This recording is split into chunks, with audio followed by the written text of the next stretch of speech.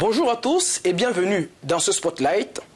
Aujourd'hui, je vous propose de discuter de la gestion de la maladie à coronavirus à travers le monde, avec un intérêt particulier sur la fermeture en cascade des frontières en Amérique du Nord, en Europe et surtout en Afrique. Le ton a été donné par le président des États-Unis lors d'une adresse à ses compatriotes le 12 mars. Donald Trump a décidé de fermer les frontières de son pays, non seulement avec la Chine, mais aussi avec l'Union européenne, accusée de laxisme. Tout ce qui vient d'Europe pour les États-Unis doit être inclus. Ces restrictions ne s'appliquent pas au Royaume-Uni. La décision de M. Trump contre l'Europe, bien que motivée par la situation déjà préoccupante en Italie ou en France, a surpris et choqué sur le vieux continent. En guise de réponse, la Commission européenne a elle aussi fermé les frontières de l'Union et fortement réglementé l'exportation des équipements de protection fabriqués en Europe.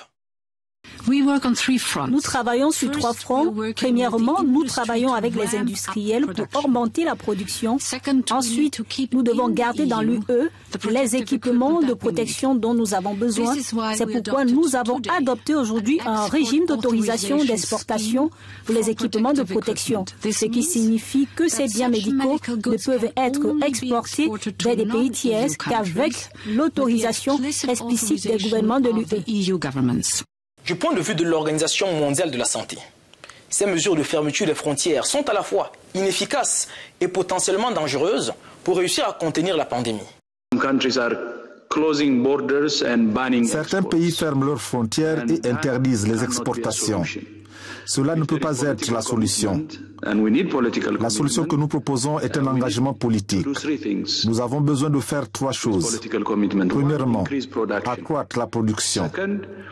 Deuxièmement, nous devons avoir de la mobilité transfrontalière. Et troisièmement, la distribution équitable, qui est la clé. Si en fermant leurs frontières, les États-Unis et l'Union européenne perturbent fondamentalement les transactions à l'échelle internationale, le cas de l'Afrique mérite plus d'attention. Le continent compte sans doute le plus grand nombre de pays avec des frontières terrestres entre voisins fermés. Dès l'annonce des premiers cas de contamination à la Covid-19 sur le continent, à peu près tous les pays africains ont annoncé la restriction des connexions terrestres avec leurs voisins les plus immédiats. Gabon, Cameroun, Tchad, Cameroun, Afrique du Sud, Zimbabwe, Burundi, Rwanda, Côte d'Ivoire, Burkina Faso, RDC, République du Congo, Rwanda.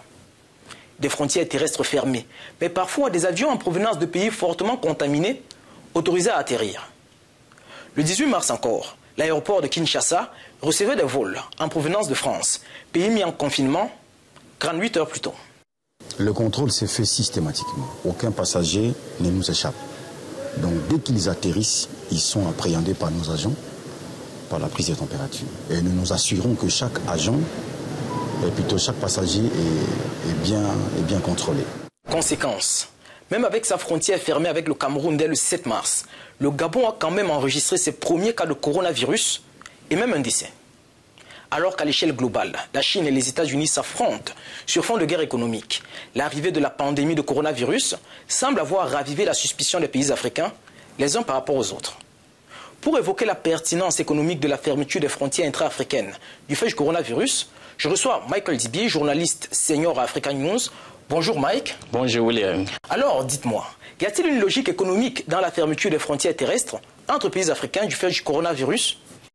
Pour répondre à votre question, je ne vois aucune logique à ce que les pays africains ferment leurs frontières terrestres. Je pense qu'il n'est pas juste de suivre la voie de certains autres pays occidentaux. Si vous vous rappelez l'Australie, l'Argentine, le Brésil, le Canada et tant d'autres pays ferment leurs frontières pour une raison ou une autre. Cependant, en Afrique, la situation est différente, car certaines de ces frontières sont liées. Si vous vous souvenez du Mali et de la Guinée pendant la période d'Ebola, le Congo a également fermé ses frontières. Je pense qu'il s'agit de gérer efficacement les frontières et d'amener les pays voisins à collaborer dans l'intérêt des frontières. Mais si vous fermez les frontières, les gens trouveront toujours un moyen d'entrer par les villages voisins. Alors que l'Union africaine essaye, Mike, de faire exister un marché unique sur le continent, est-ce que l'épidémie de Covid-19 ne pouvait pas être davantage un moyen pour les systèmes de santé africains de collaborer à la fois sur le plan scientifique, mais aussi économique? Well, it's been said over and over again. Il a été dit et répété que certains systèmes de santé des pays africains sont très faibles